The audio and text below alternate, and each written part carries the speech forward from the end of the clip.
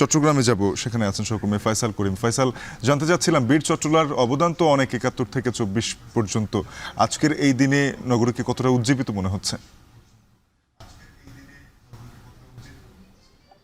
হ্যাঁ শাফিন, ঠিক আপনি যেমনটি বলছিলেন যে চট্টগ্রামের যে অবদান মুক্তিযুদ্ধে এবং ৭১-এ, সেই অবদানকে স্বীকার করতে এবং শ্রদ্ধা জানাতে আসলে বিজয়ের প্রতি, বিজয়ের যে ৫৩ বছর পূর্তি, সেই মুহূর্তে এসে আমরা দেখেছি একেবারে প্রথম ভাই আপনারা এখন লিংক আর ব্যাক কাকটলি যে অস্থায়ী স্মৃতিসৌধ আছে, সেখানে চট্টগ্রামের যারা প্রশাসনের ঊর্ধ্বতন কর্মকর্তা আছেন, মেয়র আছেন, তারা ফুলেল শ্রদ্ধা অর্পণ করেছেন কিছুক্ষণ আগে। এবং আমরা দেখছি যে এখনও যারা আসলে প্রশাসনের কর্মকর্তা কর্মচারী আছেন, তাদের পদচারণায় মুখর চট্টগ্রামের এই কাকটলি স্মৃতিস্তম্ভ বা স্মৃতিসৌধ, যেটি গত বছর থেকে আসলে এখানে ফুল দেওয়া শুরু হয়েছিল।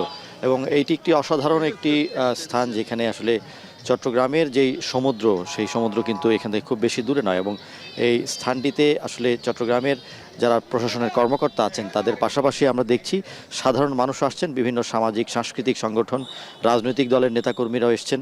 এবং এখন আনুষ্ঠানিকতা চলছে। সকাল ঠিক 6:30টায় আমরা যেটি দেখেছি যে 31 বার তোপধ্বনির মাধ্যমে এই বিজয়ের যেই মুহূর্ত, ৫৩ বছর পূর্তির যে মুহূর্ত, সেই মুহূর্তকে শ্রদ্ধা জানানো হয়। এবং তার পরপরই চট্টগ্রামের বিভাগীয় কমিশনার জিয়াউদ্দিন, তিনি ফুলেল শ্রদ্ধা অর্পণ করেন স্মৃতিসৌধে। এবং তার পরপরই চট্টগ্রামের যিনি মেয়র আছেন, তিনি সেখানে পুষ্পস্তবক অর্পণ করেন। এবং আমরা দেখেছি এর পরপর চট্টগ্রামের জেলা প্রশাসক থেকে শুরু করে অন্যান্য যেই ঊর্ধ্বতন কর্মকর্তারা আছেন, তারা একে একে ফুল দিয়ে শ্রদ্ধা জানাচ্ছেন। এবং এখনও কিন্তু সেই ফুলের শ্রদ্ধা জানানোর যে আনুষ্ঠানিকতা, সেটি চলছে। এবং আমরা আসলে যেটি দেখছি যে আসলে এই বিজয়কে উদযাপনের জন্য চট্টগ্রামের প্রশাসনের পক্ষ থেকে ব্যাপক প্রস্তুতি গ্রহণ করা হয়েছে। এবং এই অনুষ্ঠানটাকে, অর্থাৎ যেখানে পুষ্পস্তবক অর্পণ করা হচ্ছে স্মৃতি সৌধে, সেখানেও কিন্তু এক ধরনের উৎসবের আমেজ দেখা যাচ্ছে। এবং যারা এসেছেন প্রশাসনের ঊর্ধ্বতন কর্মকর্তা, তারা প্রত্যেকেই যে বিষয়টি বলেছেন যে আসলে এই ৭১-এর বা মুক্তিযুদ্ধের যে চেতনা, অর্থাৎ বৈষম্যহীন বাংলাদেশ, একটি সমৃদ্ধ বাংলাদেশ, সেই সমৃদ্ধ বাংলাদেশ বা বৈষম্যহীন বাংলাদেশের স্বপ্নে তারা এখনও কাজ করে যাচ্ছেন। এবং এই স্বপ্ন আসলে এখনও পূরণ হওয়া বাকি, যে জন্য তারা বলছেন যে আসলে সরকারি, বেসরকারি কিংবা সাধারণ মানুষের পক্ষ থেকে প্রত্যেকের জায়গা থেকে আসলে এই বৈষম্যহীন সমাজ প্রতিষ্ঠায় কাজ করতে হবে। এবং সেই প্রত্যয় তারা ব্যক্ত করেছেন যে আসলে স্বাধীনতার যে চেতনা কিংবা গণ অভ্যুত্থানের যে চেতনা, সেই চেতনাকে ধারণ করে নতুন বাংলাদেশ বিনির্মাণের যে প্রত্যয়, সেই প্রত্যয়ের কথাই তারা বলেছেন বিজয়ের এই ৫৩তম পূর্তি উৎসবে। এবং চট্টগ্রামের মেয়র বিশেষ করে যেটি বলেছেন যে আসলে চট্টগ্রামের যে অবদান মুক্তিযুদ্ধে আছে, সেই অবদান বাংলাদেশের ইতিহাসে স্বর্ণখচিত এবং উজ্জ্বল একটি ইতিহাস চট্টগ্রামের মুক্তিযুদ্ধে। এবং সেই মুক্তিযুদ্ধের যেই বার্তা, অর্থাৎ বৈষম্যহীন সমাজ, সমৃদ্ধ সমাজ, সুন্দর একটি বাংলাদেশ বিনির্মাণ, সেই বিষয়টিকে তিনি আলোকপাত করেছেন। এবং চট্টগ্রাম নগরীকে সেইভাবে সাজানোর জন্য, বা চট্টগ্রাম নগরীর সাধারণ মানুষের যারা আছেন, তাদেরকে সম অধিকার বা নাগরিক অধিকারগুলো নিশ্চিত করার প্রত্যয় তিনি ব্যক্ত করেছেন। এবং আমরা দেখেছি চট্টগ্রামের বিভাগীয় কমিশনারও এখানে সাংবাদিকদের সঙ্গে কথা বলেছেন। এবং তিনিও যেটি বলেছেন যে আসলে এই বৈষম্যমূলক যে সমাজ, সেই বৈষম্যমূলক সমাজের অনেক বিষয় এখনও আমাদের এই বাংলাদেশে রয়ে গেছে, যেই বিষয়টি থেকে আসলে তারাও প্রত্যাশা করছেন যে এই অন্তিম মুহূর্তে বা বিজয়ের যেই মুহূর্ত নতুন করে যে প্রেরণা দিচ্ছে ৫৩ বছরের যে পূর্তি, সেই পূর্তি উৎসবে আসলে আবারও একটি বৈষম্যহীন বাংলাদেশের কথা তিনিও বলেছেন। এবং চট্টগ্রামের জেলা প্রশাসকের পক্ষ থেকে বলা হয়েছে যে আসলে এই যে স্মৃতিস্তম্ভটি আছে বা স্মৃতিসৌধটি আছে, সেটি আসলে অস্থায়ীভাবে করা হয়েছে। এবং চট্টগ্রামের নগরের থেকে সেটি অনেকটাই দূরে, যে কারণে সাধারণ মানুষ এখানে আসতে নানা ধরনের সমস্যার মধ্যে পড়তে হয়। বা নগরী থেকে এটির দূরত্ব প্রায় ১৫ কিলোমিটার। এবং এই কারণে এখানে সাধারণ মানুষের জন্য এটি উন্মুক্ত থাকলেও সেটি আসলে সবার পক্ষে এখানে আসা সম্ভব হয় না। তো তিনি এই বিষয়টিকে আসলে গুরুত্ব দিয়ে যেটি বলেছেন যে চট্টগ্রাম নগরীর ভেতর কিংবা কাছাকাছি কোনো স্থানে একটি স্মৃতিসৌধ দেখানোর জন্য, আসলে স্মৃতিসৌধের জন্য আসলে একটি পরিকল্পনা তারা করছেন। এবং এই স্মৃতিসৌধটিকে সরিয়ে আসলে স্থায়ীভাবে কিছু নির্মাণের জন্য জেলা প্রশাসনের যে পরিকল্পনা সেটি তিনি বাস্তবায়নের উপর জোর দিচ্ছেন। এবং আমরা দেখেছি যে তিনি এখানে এসে জেলা প্রশাসন এখানে এসে যেটি আরও একটি বিষয় যেটি বলেছেন যে আসলে এই আজকের দিনে চট্টগ্রাম জেলা প্রশাসনের পক্ষ থেকে নানা ধরনের কর্মসূচি গ্রহণ করা হয়েছে এবং সকাল 8টায় চট্টগ্রাম সার্কিট হাউসে জাতীয় পতাকা উত্তোলন করা হবে আনুষ্ঠানিকভাবে এবং এর পরপরই সকাল 10:30টার দিকে চট্টগ্রাম জেলা শিল্পকলা একাডেমিতে মুক্তিযোদ্ধা এবং শহীদ পরিবারের যারা সদস্য আছেন তাদেরকে শ্রদ্ধা জানানো হবে। এবং আমরা যেটি দেখেছি দিনব্যাপী কিন্তু নানা ধরনের কর্মসূচি গ্রহণ করা হয়েছে চট্টগ্রাম জেলা প্রশাসনের পক্ষ থেকে এবং যেটি এখানে দেখা যাচ্ছে যে চট্টগ্রামের এই বিজয় এর মাসে চট্টগ্রামের যে ঐতিহ্যবাহী বিজয় মেলা সেই বিজয় মেলাকে ঘিরে নগরবাসীর আগ্রহ থাকে, যেটি এই বছরও আছে এবং এই মেলার উদ্বোধন করা হয়েছে 4 দিন আগে চট্টগ্রামের কাজীডুরি এলাকায়। এবং আমরা দেখেছি যে সেই বিজয় মেলাকে ঘিরে ব্যাপক উৎসাহ উদ্দীপনা রয়েছে, বিজয়ের আমেজ সেই বিজয় মেলাকে ঘিরে প্রবাহিত হচ্ছে এবং সাধারণ মানুষ কিন্তু প্রতিদিনই বিজয় মেলায় ভিড় করছেন। এবং এই মাসটিতে আসলে নানা ধরনের আনুষ্ঠানিকতা থাকে, যার মধ্যে সবচেয়ে উল্লেখযোগ্য যে আনুষ্ঠানিকতা সেটি হচ্ছে চট্টগ্রামের বিজয় মেলা। এবং এই বিজয় মেলায় আজকে নানা ধরনের কর্মসূচি থাকবে এবং বিকেলে আমরা যেটি দেখেছি যে বিকেল বা সন্ধ্যা থেকে সন্ধ্যা পর্যন্ত চট্টগ্রামের বিভিন্ন জায়গায় নানা ধরনের সাংস্কৃতিক আয়োজন থাকবে। শিশুদের জন্য চিত্রাঙ্কন প্রতিযোগিতা, রচনা প্রতিযোগিতার আয়োজন করা হয়েছে। পাশাপাশি চট্টগ্রাম নগরীর বিভিন্ন যেই সরকারি বেসরকারি স্থাপনাগুলো আছে সেগুলোকে আমরা দেখেছি যে নানা বর্ণিল সাজে সাজানো হয়েছে, আলোকসজ্জা করা হয়েছে এবং চট্টগ্রামের যেই সরকারি প্রতিষ্ঠানগুলো আছে সেগুলোতে কিন্তু জাতীয় পতাকা অর্ধনমিত রাখা হবে। এবং আজকে সকাল 6:30টার মধ্য দিয়ে যে আনুষ্ঠানিকতা শুরু হলো, সূচনা হলো চট্টগ্রামের বিভিন্ন প্রশাসনিক কর্মকর্তাদের ফুল দিয়ে শুভেচ্ছা জানানোর মধ্য দিয়ে, সেটি কিন্তু সারা দিনব্যাপী আজকে চলবে। এবং একেবারে যদি ধরা যায় যে রাত 8টা থেকে 9টা পর্যন্ত চট্টগ্রামের বিভিন্ন যে সাংস্কৃতিক কেন্দ্রগুলো আছে, বিভিন্ন উদ্যান আছে, সেখানে কিন্তু নানা ধরনের কর্মসূচি থাকবে। এবং আমরা যেটি দেখছি যে আসলে সাধারণ মানুষও কিন্তু এই চট্টগ্রামের যেই অস্থায়ী স্মৃতিসৌধ আছে সেখানে আসছেন এবং আমরা কিন্তু দেখছি যে আসলে চট্টগ্রামের যারা প্রশাসনের কর্মকর্তা আছেন তাদের সাথে একই কাতারে সামিল হয়ে এখানে পুষ্পস্তবক অর্পণ করছেন এবং অনেকে আসছেন আসলে তাদের পরিবার নিয়ে। এবং আমরা দেখছি যারা সাধারণ মানুষ যারা আসছেন পরিবার নিয়ে, তারা তাদের শিশুটিকেও নিয়ে আসছেন। পরবর্তী প্রজন্মকে মুক্তিযুদ্ধের যে চেতনা, স্বাধীনতার যে চেতনা, বৈষম্যহীন বাংলাদেশের যে চেতনা, সে চেতনায় উজ্জীবিত করতে পরিবারের যে ছোট্ট সদস্য তাদেরকেও কিন্তু নিয়ে আসছেন। এবং আমরা দেখছি যে চট্টগ্রামের এই স্মৃতিসৌধে সকাল থেকেই যারা এসেছেন তাদের মধ্যে অনেক শিশু আছে এবং এই শিশুদের যারা নিয়ে আসছেন তারা চেষ্টা করছেন যে আসলে এই বিজয় দিবস কি বা বিজয় দিবসের যে চেতনা, বিজয় দিবসের যে বার্তা, অর্থাৎ মুক্তিযুদ্ধের যেই চেতনায় বাংলাদেশ আলোকিত হয়েছিল 1971 সালে, বৈষম্যহীন বাংলাদেশের যে চেতনা, সেই চেতনায় তাদেরকে শিক্ষিত করতে কিংবা উজ্জীবিত করতে। এবং এখন আসলে যেটি দেখছি যে আসলে প্রশাসনের ঊর্ধ্বতন কর্মকর্তাদের পর যারা কর্মচারী বা যারা অন্যান্য বাহিনীর যারা সদস্য আছেন তারাও কিন্তু এখানে ফুল দিয়ে শ্রদ্ধা জানাচ্ছেন এবং একে একে তারা সারিবদ্ধভাবে এসে এই বিজয়ের যেই 53 বছর পূর্তি, সেই পূর্তি উৎসবে সামিল হচ্ছেন। এবং আমরা দেখছি যে এখানে একটি ভিন্ন পরিবেশ বিরাজ করছে, কারণ সমুদ্রের পাড়ের এই স্মৃতিসৌধে ফুল দেওয়ার যেই আমেজ বা যেই আবহ সেটি আসলে অনেকটাই ভিন্ন এবং প্রাকৃতিক একটি পরিবেশে এভাবে স্বাধীনতাকে স্মরণ করা, শহীদদের স্মরণ করা কিংবা বিজয়কে উদযাপন করার যেই অনুভূতি সেটি কিন্তু একেবারেই অন্যরকম। এবং এই অনুভূতিকে ভিন্ন মাত্রা দিতে, আরও চমৎকার রূপ দিতেই আসলে জেলা প্রশাসনের যে পরিকল্পনা সেটির কথা আজকে জানিয়েছেন জেলা প্রশাসক। এবং তিনি বলেছেন যে চট্টগ্রামের এই স্মৃতিসৌধকে আরও বৃহৎ পর্যায়ে, অর্থাৎ 53 বছরেও যেহেতু চট্টগ্রামে স্থায়ী কোনো স্মৃতিসৌধ করা সম্ভব হয়নি, সে বিষয়টি আজকে গুরুত্ব পেয়েছে এবং সাংবাদিকরাও বিষয়টি জানতে চেয়েছিলেন।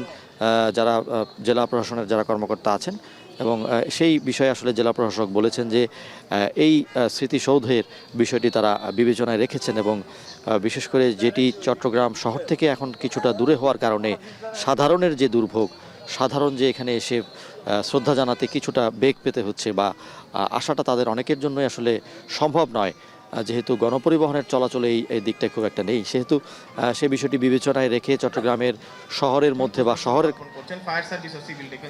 শহরের কাছাকাছি স্থানে আসলে একটি স্মৃতিসৌধের জন্য তারা পরিকল্পনা করছেন এবং বিভিন্ন স্থান কিন্তু তারা দেখছেন বলে জানিয়েছেন। তো আমরা চট্টগ্রামের আনুষ্ঠানিকতা জানছিলাম এবং দেখছিলাম যে আসলে কীভাবে প্রশাসনের কর্মকর্তা থেকে শুরু করে সাধারণ মানুষ বিজয়ের যে 53 বছর পূর্তি, সে পূর্তিতে সামিল হয়েছেন। এবং আমরা আসলে চলে যাচ্ছি এখন রংপুরে, সেখানে রয়েছেন আমাদের সহকর্মী মোকাররম হোসেন। তিনি জানাবেন সেখানকার বিজয় দিবস উদযাপনের সবশেষ। ধন্যবাদ ফয়সাল। চট্টগ্রামের মতো রংপুরেও কিন্তু সূর্যোদয়ের সাথে সাথেই তোপধ্বনির মধ্য দিয়ে শুরু হয়েছে 54তম বিজয় দিবসের যে আনুষ্ঠানিকতা, তার দিনের প্রথম কার্যক্রম। এবং এরপর কিন্তু তোপধ্বনির পরে রংপুর বিভাগীয় কমিশনার, রংপুর জেলা প্রশাসন, রংপুর রেঞ্জ ডিআইজি, রংপুর জেলা পুলিশ থেকে শুরু করে প্রশাসনের বিভিন্ন দপ্তর থেকে আসলে পুষ্পস্তবক অর্পণ করা হয়েছে। এটি রংপুরের কেন্দ্রীয় শহীদ মিনারে, যেটি আসলে রংপুরের মুক্তিযুদ্ধের অন্যতম এক অনন্য নজিরের জায়গা, যেখানে মূলত 71-এ গণহত্যার যে চূড়ান্ত রূপ, সেই রূপ কিন্তু এখানে দিয়েছিলেন পাক হানাদার বাহিনীরা। এবং এই টাউন হল চত্বরের যে কেন্দ্রীয় শহীদ মিনার, এখানে কিন্তু মুক্তিযুদ্ধের এক অবিচ্ছেদ্য স্মৃতির এক আঙ্গিনা। সেখানেই রংপুরের প্রশাসনের বিভিন্ন দপ্তরের কর্মকর্তারা এখানে ফুল দিয়েছেন। এর আগে প্রথম প্রহরে বিভিন্ন রাজনৈতিক দল, স্বেচ্ছাসেবী সংগঠনের যে প্রতিনিধিরা, তারাও পুষ্পস্তবক অর্পণ করেছেন। তবে আজকের দিনের কর্মসূচি শুরু হয়েছে প্রশাসনের পুষ্পমাল্য অর্পণের মধ্য দিয়ে। এই মুহূর্তে কিন্তু গার্ড অব অনার দেওয়া হচ্ছে রংপুর মেট্রোপলিটন পুলিশের পক্ষ থেকে। এর আগে 1 মিনিট নীরবতা পালন করা হয়েছে মুক্তিযুদ্ধের শহীদদের স্মরণে। এখনো দেখছি আমরা অনেকেই অপেক্ষা করছেন। ইতিমধ্যেই এখানে ফায়ার সার্ভিস ও সিভিল ডিফেন্স পুষ্পমাল্য অর্পণ করেছে, জেলা প্রশাসন দিয়েছে, র্যাব 13 থেকে দেওয়া হয়েছে, পুলিশ সুপারের কার্যালয় থেকে পুষ্পমাল্য দেওয়া হয়েছে। এবং বিউগলে এই মুহূর্তে আসলে করুণ সুর বাজছে যে গার্ড অব অনারটি দেওয়া হচ্ছে। এরপর নিশ্চয়ই যারা অপেক্ষা করছেন সিভিল সার্জন কার্যালয়, জেলা পরিষদ, রংপুর সিটি কর্পোরেশন সহ মাদক নিয়ন্ত্রণ অধিদপ্তর সহ যারা প্রশাসনের যারা রয়েছেন, যারা এই যে সূর্যোদয়ের সাথে সাথে যে আনুষ্ঠানিকতা, সেই আনুষ্ঠানিকতা এসছেন, তারা কিন্তু পুষ্পস্তবক অর্পণ করবেন। জানিয়ে রাখি ফয়সাল, রংপুর কিন্তু মুক্তিযুদ্ধ সহ দেশের স্বাধীনতার ইতিহাসের যত লড়াই সংগ্রাম, সব সংগ্রামের একটা অবিচ্ছেদ্য অঙ্গ ছিল। সেটি যদি বলা যায় যে কৃষক বিদ্রোহ থেকে শুরু করে 24শে জুলাই বিপ্লব, প্রত্যেকটি ক্ষেত্রে কিন্তু রংপুরের যে একটি অংশগ্রহণ, সেটি কিন্তু দারুণভাবে দেশের মানুষকে অনুপ্রাণিত করেছে। এবং সেই বিপ্লব সংগ্রাম, শোষণ বঞ্চনার বিরুদ্ধে মানুষের ঘুরে দাঁড়ানোর যে প্রয়াস, সেই প্রয়াস থেকেই 54তম যেই স্বাধীনতার বর্ষ, বিজয়ের বর্ষ, সেটি কিন্তু পালন করছে রংপুরের মানুষ। এবং প্রশাসনের আনুষ্ঠানিকতার পরেই স্থানীয় রাজনীতিবিদ যারা রয়েছেন, সামাজিক সংগঠন রয়েছেন, তারাও কিন্তু এখানে এসে পুষ্পস্তবক অর্পণ করবেন। সেই হিসেবে বলা যায় যে সূর্যোদয়ের সঙ্গে সঙ্গে যেভাবে মানুষের ঢল নেমেছে, বেলা বাড়ার সাথে এখানকার ঢল নিশ্চয়ই আরো বাড়বে। এবং আমরা দেখছি যে যারা ফুল দিতে এসছেন, তাদের ভিতরে প্রশাসনের কর্মকর্তাদের বাইরে যারা এসছেন, তারা কিন্তু আমরা দেখছি তরুণ প্রজন্মের একটা বড় অংশগ্রহণ। অর্থাৎ তরুণ যারা তারুণ্য নির্ভর বাংলাদেশের স্বপ্ন দেখেন, যারা বাংলাদেশ বিনির্মাণে বৈষম্যহীন একটা সমাজ ব্যবস্থার স্বপ্ন দেখেন, তাদের একটা উপস্থিতি কিন্তু বেশ লক্ষণীয় রংপুরের এই কেন্দ্রীয় শহীদ মিনারে। এবং মহান বিজয় দিবসের যে আনুষ্ঠানিকতা, সেই আনুষ্ঠানিকতার যে সেই শুরু হয়েছে অত্যন্ত সুশৃঙ্খল ভাবে। আমরা দেখছি যে সূর্যোদয়ের আগ থেকে এখানে অপেক্ষা করছিল প্রশাসনের কর্মকর্তারা। এরপরে পালাক্রমে রাষ্ট্রীয় যে প্রোটোকল, যেটাকে আসলে ওয়ারেন্ট অফ প্রেসিডেন্ট বলা হয়, সেই প্রোটোকল অনুযায়ী কিন্তু এখানকার প্রশাসনের কর্মকর্তারা পুষ্পস্তবক অর্পণ করেছেন। যারা আসলে তোপধ্বনির পরেই পুষ্পস্তবক অর্পণ করেছেন, তারা ইতিমধ্যেই পরবর্তী যে আনুষ্ঠানিকতা, সেখানে যোগদান করতে গিয়েছেন। এবং যারা এখনো পুষ্পস্তবক অর্পণ করতে পারেনি, তারা সারিবদ্ধভাবে লাইনে দাঁড়িয়েছেন। যেটি বলছিলাম যে শতাব্দী থেকে শতাব্দী মানুষের অধিকার প্রতিষ্ঠার যে আন্দোলন, সেই আন্দোলন রংপুরের মানুষের একটা বড় ভূমিকা ছিল। 1783 সালের রংপুরে যে কৃষক প্রজা বিদ্রোহ শুরু হয়েছিল এবং তেভাগ আন্দোলন শুরু হয়েছিল রংপুর জেলায়, সেটি কিন্তু এদেশের ব্রিটিশ বিরোধী আন্দোলনে অসামান্য ভূমিকা পালন করেছে। একই সঙ্গে ইংরেজদের দুঃশাসন, শোষণ, লুণ্ঠন, ইংরেজদের সহযোগীদের বিরুদ্ধে জাগোবাহী কণ্ঠসভার যে ডাক দিয়েছিলেন কৃষক নেতা নুরুলদিন, সেটিও কিন্তু ইতিহাসের একটি বড় অংশ হয়ে রয়েছে। একই সঙ্গে ভাষা আন্দোলনের কথা যদি বলি, আত্মগোপনে থেকে ভাষা আন্দোলনের যে নেতৃত্ব সেটিও দিয়েছিলেন এখানকার মণিকৃষ্ণ সেন, জিতেন দত্ত, ইদ্রিস লোহানী সহ আরও নাম না জানা অনেকেই। একই সঙ্গে 1971-এর 26শে মার্চ সারা দেশে মুক্তিযুদ্ধ শুরু হলেও রংপুরে কিন্তু 3রা মার্চ অর্থাৎ রংপুর শহরে মিছিলে গুলিবিদ্ধ হয়ে মৃত্যুর কোলে ঢলে পড়েন শঙ্কু সমাজদার, যাকে মুক্তিযুদ্ধের প্রথম শহীদ হিসেবে ধরা হয়। একই সঙ্গে স্বাধীনতা পরবর্তী যেটিকে তরুণ প্রজন্ম আসলে দ্বিতীয় বিপ্লব বলছে, জুলাই বিপ্লব, সেখানে কারো কিন্তু অগ্নিস্ফুলঙ্গ জেলে উঠেছিল রংপুর থেকে। বিরোধী শিক্ষার্থী আবু সাইদের যেই জীবন দেবার নজির, সেই নজির থেকে কিন্তু কোটা সংস্কার আন্দোলন রাষ্ট্র সংস্কার আন্দোলনের রূপ নেয়। যেটিকে আসলে জুলাই বিপ্লব বলা হচ্ছে, সেই বিপ্লবেরও ছুতিকাগার কিন্তু রংপুরকেই ধরা হচ্ছে। সেই হিসেবে রংপুরকে ঘিরে মানুষের যে প্রত্যাশা, রংপুরকে ঘিরে মানুষের যে আশা আকাঙ্ক্ষার যে বাস্তবতা, সেটি আসলে কতখানি বাস্তবায়ন হয় সেটি কিন্তু এখন তরুণ প্রজন্মের যে প্রতিনিধি তারা আসলে বলছেন। তরুণ প্রজন্মের অনেক প্রতিনিধি এখানে এসেছেন, আমরা তাদের সঙ্গে কথা বলেছি। তারা বলছেন যে 71-এর যে মুক্তিযুদ্ধ এবং 24-এর যে বিপ্লব, এই দুটি ঘটনাকে কোনোভাবেই তারা মুখোমুখি দাঁড় করাতে চান না। তারা বলছেন যে যেহেতু 71-এ একটি আকাঙ্ক্ষাকে বাস্তবায়নের জন্য মুক্তিযুদ্ধ সংগঠিত হয়েছিল, সেই আকাঙ্ক্ষার প্রতিফলন তারা 24-এ দেখতে চায়। সেই দেখতে না পাবার বাস্তবতা থেকে সেই বিপ্লবটি হয়েছিল। যেহেতু বিপ্লব পরবর্তী এই মুহূর্তে অন্তর্বর্তী সরকার দায়িত্ব পালন করছেন, তারা বলছেন যে বাংলাদেশের গণতান্ত্রিক ধারা, সাম্য, মৈত্রী এবং ভ্রাতৃত্বের সমাজ, সুষ্ঠু ধারার রাজনৈতিক চর্চা, কর্মসংস্থান, শিক্ষার মানোন্নয়ন এবং বাংলাদেশের নাগরিকদের বিশ্ব নাগরিক হিসেবে গড়ে তোলবার যে চেষ্টা, সেই চেষ্টার সফলতা তারা দেখতে চান। তারা বলছেন যে যদি এই চেষ্টাগুলোকে সফলতার মুখ দেখানো যায়, তবেই 24-এর বিপ্লব সফল হবে এবং মুক্তিযুদ্ধের আকাঙ্ক্ষা বাস্তবায়ন হবে। একই প্রসঙ্গ উঠে এসে প্রশাসনের যারা কর্মকর্তা রয়েছেন তারাও কথা বলছেন। গণমাধ্যমে বিভাগীয় কমিশনার বলেছেন যে বাংলাদেশের সর্বক্ষেত্রে শান্তি শৃঙ্খলা বজায় রাখবার জন্য প্রশাসন সদা তৎপর, রংপুর তার ব্যতিক্রম নয়। তারা বলছেন যে প্রশাসনের গতি ফিরিয়ে আনা, প্রশাসনের ভিতরে যে অচলায়তন আছে সেটিকে গতি দেওয়া, আইন শৃঙ্খলার উন্নতি সহ যাবতীয় কর্মকাণ্ডে তারা জনগণের সহযোগিতা চেয়েছেন এবং সেই সহযোগিতার যে প্রত্যাশা সেটি তারা ব্যক্ত করেছেন। একই সঙ্গে পুলিশের পক্ষ থেকেও গণমাধ্যমে কথা বলা হয়েছে, পুলিশের তরফ থেকে বলা হয়েছে যে পুলিশের যে স্বাভাবিক কার্যক্রম, সেটি কার্যক্রম শ্রদ্ধা নিবেদন করছেন জনাব মোহাম্মদ আল আমিন, উপমহাপরিদর্শক কলকারখানা ও প্রতিষ্ঠান পরিদর্শন অধিদপ্তর, যেটি তারা সহযোগিতা চেয়েছেন এবং সেই সহযোগিতার যে ব্যাপার তারা সেটি চেয়েছেন এবং সেটি আমরা দেখছি যে মুক্তিযোদ্ধাদের যে সংগঠন, গণমাধ্যম কর্মীদের যে সংগঠন, সামাজিক যে সংগঠন, সব সংগঠনের প্রতিনিধিরাই কিন্তু একটি প্রত্যাশাই ব্যক্ত করছেন যে ব্যক্ত করছেন আগতরা। আমরা এই মুহূর্তে চলে যেতে চাই সাভারে, জাতীয় স্মৃতিসৌধে। সেখানে পুষ্পস্তবক অর্পণ করছেন প্রধান উপদেষ্টা। আমরা সরাসরি সেখানে চলে যাচ্ছি।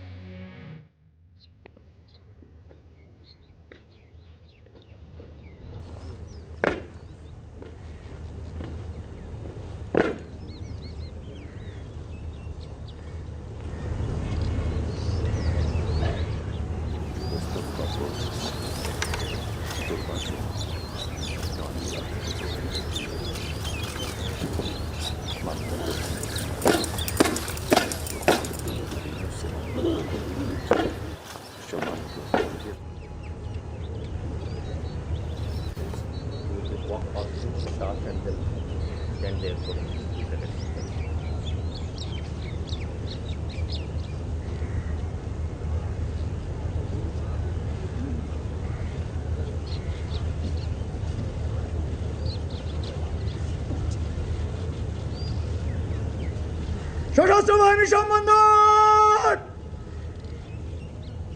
রাষ্ট্রীয় সালাম দিবে সশস্ত্র সালাম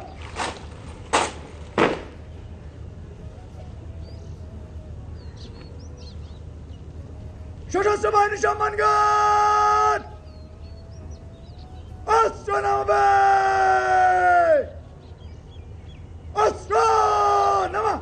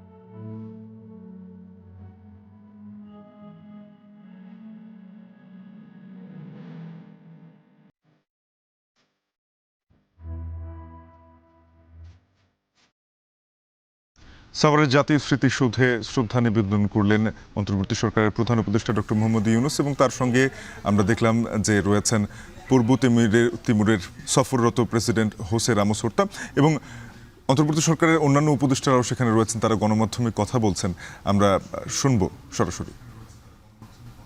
হাজারের উপরে শহীদ এবং 50,000 কাছাকাছি আহতদের রক্তের বিনিময়ে এবং ত্যাগের বিনিময়ে এবং 30 লক্ষ শহীদ এবং অনেক মা বোনের সম্ভ্রমহানির বিনিময়ে আমরা যেই 71 যেই রাষ্ট্র পেয়েছিলাম, এই রাষ্ট্রকে পুনর্গঠনের সুযোগ আমরা যাতে কোনোভাবে অবহেলা না করি, আমরা যাতে এই ব্যাপারে খুবই দায়িত্বশীল আচরণ করি, সব সংগঠন, রাজনৈতিক দল এবং মানুষ। এবং আমরা চাই যে এর ভিতর দিয়ে এবারের যে বিজয় দিবসে আমরা যেভাবে স্বাধীন মুক্তভাবে বিজয় দিবস উদযাপন করতে পারছি, আমরা চাচ্ছি যে বাংলাদেশ এই স্বাধীনতা ধরে রাখুক এবং জনগণ আমাদের সাথে এবং সব দায়িত্বশীল মানুষের সাথে জনগণ একসাথে চলুক এবং বাংলাদেশ ঐক্যবদ্ধ হোক, ঐক্যবদ্ধভাবে বাংলাদেশ এগিয়ে যাক।